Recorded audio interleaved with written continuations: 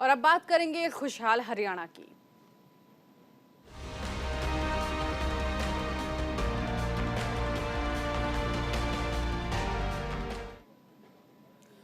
तो खुशहाल हरियाणा ये एक ऐसा कार्यक्रम जिसमें हम आपको बताते हैं मुख्यमंत्री मनोहर लाल की तरफ से क्या कदम उठाए जा रहे हैं, कैसे मुख्यमंत्री मनोहर लाल के नेतृत्व में हरियाणा आगे बढ़ रहा है, देश की तरक्की में कैसे अपना योगदान दे रहा है। इसके अलावा राज्य और जनता के हित में शुरू की गई मुख्यमंत्री मनोहर लाल की कई योजनाओं की राष्ट्रीय स्तर पर तारीफ हो रही है। तो आइए बुलेटिन की शुरुआत करते हैं सीएम मनोहर लाल की दूरदर्शी योजनाओं से, जिससे आज हरियाणा खुशहाली के पथ पर अग्रसर है, जिन योजनाओं की आज पूरे देश में चर्चा हो रही है।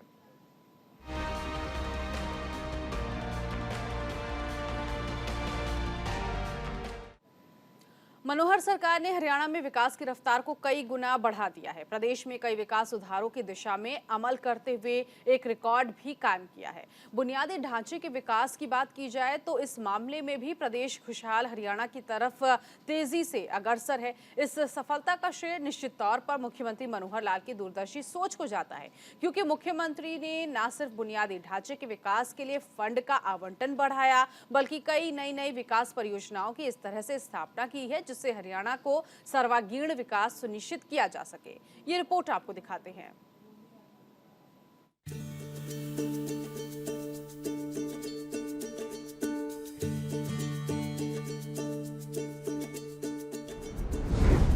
प्रदेशवासियों को मनोहर सौगात।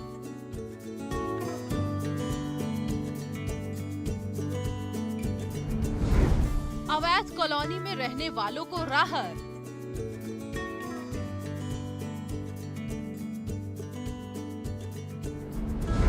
अवैध कॉलोनी को वैध किए जाने का मिला अप्रूवल।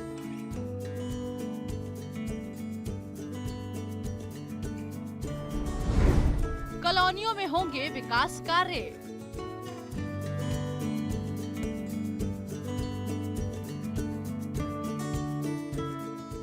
हरियाणा की मनोहर लाल सरकार प्रदेश में विकास के कार्य को रफ्तार दे रही है। साथ ही समय समय पर प्रदेश को खुशहाल बनाने के लिए नए कदम भी उठा रही है। इसी कड़ी में मनोहर लाल सरकार ने अवैध कॉलोनियों में रहने वाले लोगों को राहत देते हुए इन कॉलोनियों को वैध करने का फैसला किया है। कई अहम विषयों पर हुई चर्चा।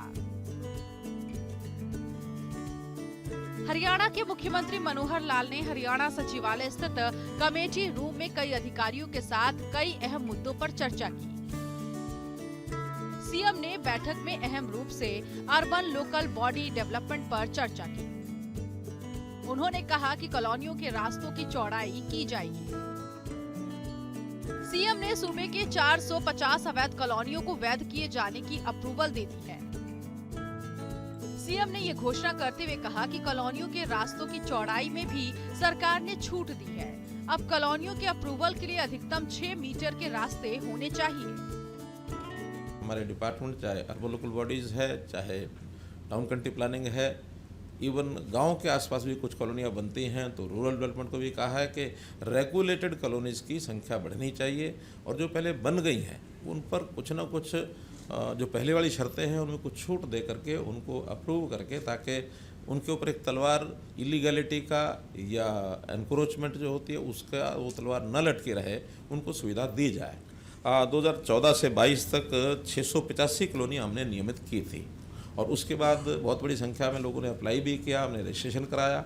उसमें आज फिर इस वर्ष 2023 के अंदर पीछे 131 कॉलोनी का नोटिफिकेशन हुआ भी था, लेकिन उस समय टाउन कंट्री प्लानिंग की ओर से सारा तैयार नहीं था। आज कुल मिलाकर दोनों विभागों की ओर से, अर्बन लोकल बॉडीज़ और टाउन कंट्री प्लानिंग की ओर से मिलाकर वो 131 भी उसमें मिला ली गई हैं, तो 450 नई कॉलोनी को अप्रूवल ये दिया जाता है। इसके अलावा कम से कम 3 मीटर यानी 10 फीट के रास्ते वाली कॉलोनियां भी सरकार अप्रूव करेगी।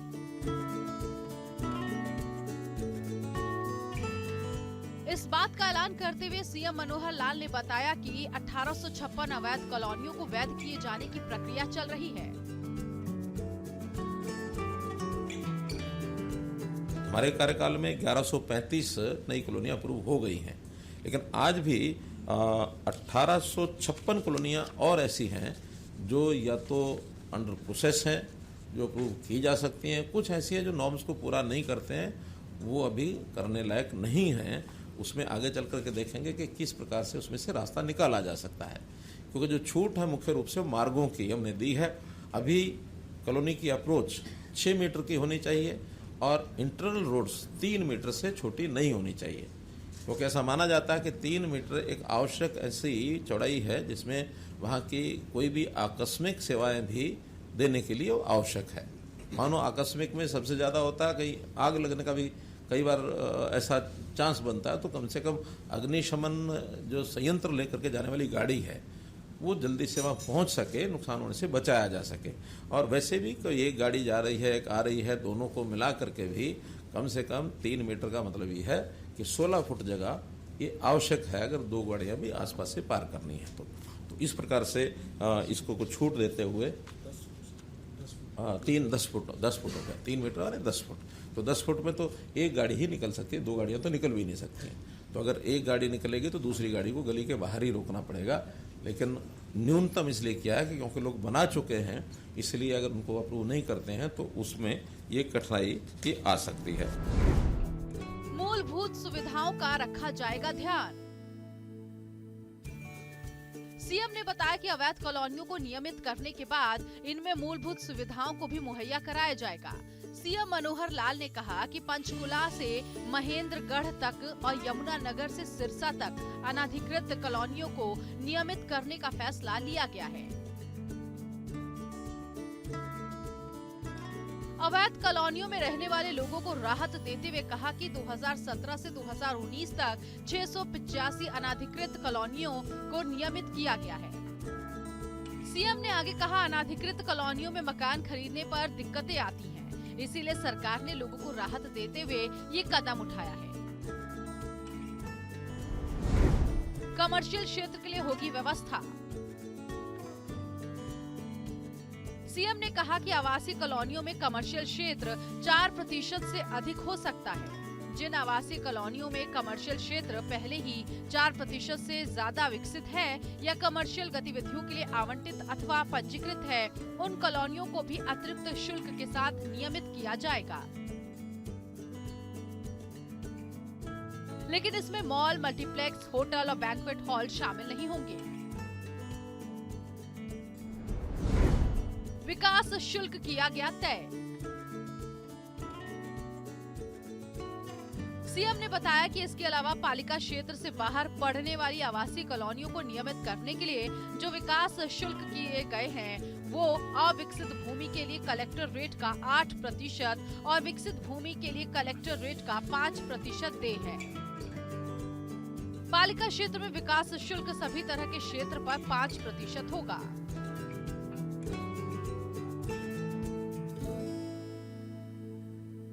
इन कॉलोनीज का जो शुल्क है, डेवलपमेंट चार्जेस, उसके अंदर दोनों ने विभागों ने अपना अपना अलग अलग रखा है। पहले से जो यूएलबी का है वो सीधा सीधा कि जो वहाँ का रेट है यानी कलेक्टर रेट, उस कलेक्टर रेट का 5% जो है डेवलपमेंट चार्ज, जब भी उनकी कोई रजिस्ट्री होती है, कोई इंतकाल होता है या कोई और उनको ज़रूरत पड़ती है, उसी समय वो जमा करा सकते हैं।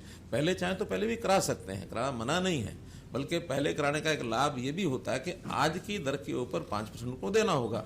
मान लो अगर वो देर करते हैं और बाद में वो कलेक्ट्रेट बढ़ जाता है तो फिर बढ़े हुए दर के हिसाब से देना पड़ेगा। तो इसलिए ये जो कलेक्ट्रेट है इसकी संभावना साल दर साल बदलने रहने की होती है, तो बदलने का वजन आगे न पड़े, इसलिए मैं तो अपील यही करूँगा कि जितना जल्दी हो सके उस डेवलपमेंट चार्ज को जमा कराएं ताकि उनका जो बोझ है वो समाप्त हो जाए। फिर भी अगर कोई नहीं कर सकता तो बाद में भी करना चाहे कर सकता है, लेकिन जो ट्रांजैक्शन कोई होती है तो उसके समय उसको जो किया जाएगा। युवाओं को मिलेगी यूरोप में नौकरी। इसके साथ ही मनोहर लाल सरकार ने युवाओं के रोजगार से जुड़े मुद्दे पर भी कदम उठाते हुए उन्हें सौगात दी। हरियाणा के युवाओं को विदेशों में रोजगार के अवसर मिलेंगे। सीएम मनोहर लाल के निर्देश पर डेनमार्क में हॉस्पिटैलिटी इंडस्ट्री से MOU साइन किया गया है। इस MOU के जरिए डेनमार्क जैसे यूरोपीय देशों में हॉस्पिटैलिटी इंडस्ट्री से संबंधित अलग अलग जॉब रोल में युवाओं को नौकरी के अवसर मिलेंगे। मुख्यमंत्री मनोहर लाल ने कहा कि शैक्षिक संस्थानों, सरकारी एजेंसियों और निजी क्षेत्रों की कंपनियों के बीच साझेदारी के माध्यम से राज्य सरकार युवाओं की रोजगार क्षमता और कौशल सेट को बढ़ाने के लिए सक्रिय रूप से काम कर रही है। इस MOU से न केवल राज्य के आर्थिक विकास में योगदान मिलेगा, बल्कि कुशल मैन पावर के आदान प्रदान से अंतर्राष्ट्रीय सहयोग और सांस्कृतिक आदान प्रदान को भी बढ़ावा मिलेगा। इससे पहले सीएम मनोहर लाल ने पीएम आवास योजना के संदर्भ में प्रधानमंत्री आवास योजना के लाभार्थियों से विशेष चर्चा की और उनको शुभकामनाएं देते हुए पीएम मोदी का आभार भी व्यक्त किया। मुख्यमंत्री मनोहर लाल ने कहा कि उन सभी लोगों से जिनको पक्का मकान और अपने सपनों का घर मिला है, ये नया घर आपके बेहतर भविष्य का आधार है।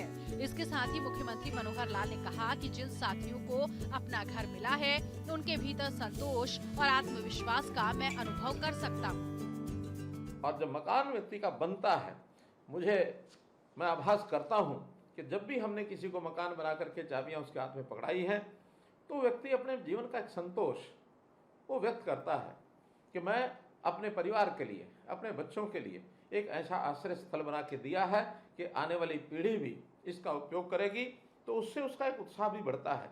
समाज में व्यक्ति, अपने मकान वाला व्यक्ति एक बहुत ही आत्मविश्वास के साथ जीता है। इसके साथ ही सीएम मनोहर लाल ने कहा कि लाभार्थी के चयन से लेकर उसके गृह प्रवेश तक पूरी तरह से पारदर्शिता को प्राथमिकता दी गई है। प्रधानमंत्री आवास योजना, स्वच्छ भारत अभियान गरीबों को सुविधाओं के साथ साथ रोजगार और सशक्तिकरण का भी बड़ा माध्यम बना है। हमने आगे चल करके ये भी कहा है कि व्यक्ति मकान केवल ईंट गारा और जो हम सीमेंट का घर देखते हैं और जो पैसा लगता है उसी तक सीमित नहीं रखते हैं, बल्कि उस घर की सुविधाएं वो भी उसकी बनी रहनी चाहिए। जैसे हमने देखा, प्रधानमंत्री जी ने कहा हर घर में शौचालय होना चाहिए। अब बिना शौचालय के तो घर का कोई अर्थ नहीं है। हर घर में नल से जल पहुंचना चाहिए, बिना नल से जल पहुंचे तो घर नहीं है। हर घर की रसोई में गैस पहुंचनी चाहिए, ये भी घर का ही एक अंग है। हर घर के अंदर इसी प्रकार से बिजली का कनेक्शन होना चाहिए। तो ये सब सुविधाएं जब साथ जुड़ेंगी तभी किसी एक मकान को एक घर कहा जा सकता है। तो मेरा अपना घर, इस बात को लेकर के प्रधानमंत्री जी ने जो व्यक्ति के सम्मान और स्वाभिमान को कायम रखने के लिए इतनी सब योजनाएं बनाई हैं, इससे समाज में एक बहुत बड़ी संतुष्टि है। आप भी निश्चित रूप से उस संतुष्टि में भागीदार होंगे। इसके साथ ही सीएम मनोहर लाल ने कहा कि गरीब का उत्थान हमारी प्राथमिकता है। सरकार ने अलग अलग विभागों, बोर्ड और निगमों द्वारा चलाई जा रही सभी आवास योजनाओं को एक ही छत के नीचे लाने के लिए सभी के लिए आवास विभाग बनाया और प्रधानमंत्री आवास योजना गरीबों के सपने को साकार करने के लिए एक सशक्त माध्यम है। हमारे विभाग, खास करके हमारा हरियाणा शहरी विकास प्राधिकरण, इनकी ओर से शहरों में एक योजना बनाई जा रही है कि प्लॉट जिन लोगों को चाहिए उनको प्लॉट दिया जाएगा, फ्लैट जिन लोगों को चाहिए उनको फ्लैट दिया जाएगा। कुछ उसमें योगदान केंद्र सरकार का होगा, कुछ प्रदेश सरकार का होगा और कुछ योगदान व्यक्ति स्वयं अपना करेगा। उस व्यक्ति के पास यदि वर्तमान में राशि नहीं है तो उसको आसान किस्तों के ऊपर बैंक से ऋण लेकर के देने का प्रबंध भी हम लोग करेंगे, ताकि 15-20 साल के ऋण से भी वो अपना मकान बना सके। तो इस प्रकार से 1 लाख और परिवारों का समाधान आवास के नाते से हो, इस प्रकार की एक मुख्यमंत्री आवास योजना ये हमने विचार की है। बहुत जल्दी आपके सामने वो योजना आएगी और इसके बाद मैं समझता हूँ कि ऐसे परिवारों का जिनको घर की आवश्यकता थी, उनका स्वप्न पूरा करके उनकी मदद करेंगे। कुल मिलाकर मुख्यमंत्री मनोहर लाल के नेतृत्व में खुशहाल हरियाणा का सपना साकार हो रहा है। प्रदेश तेजी से चहुमुखी विकास की तरफ अग्रसर है। सीएम मनोहर लाल जहां एक तरफ प्रदेश की जनता से सीधा संवाद कर रहे हैं, तो वहीं दूसरी तरफ प्रदेशवासियों के लिए सौगातों की झड़ी लगा रहे हैं। Bureau report, news India.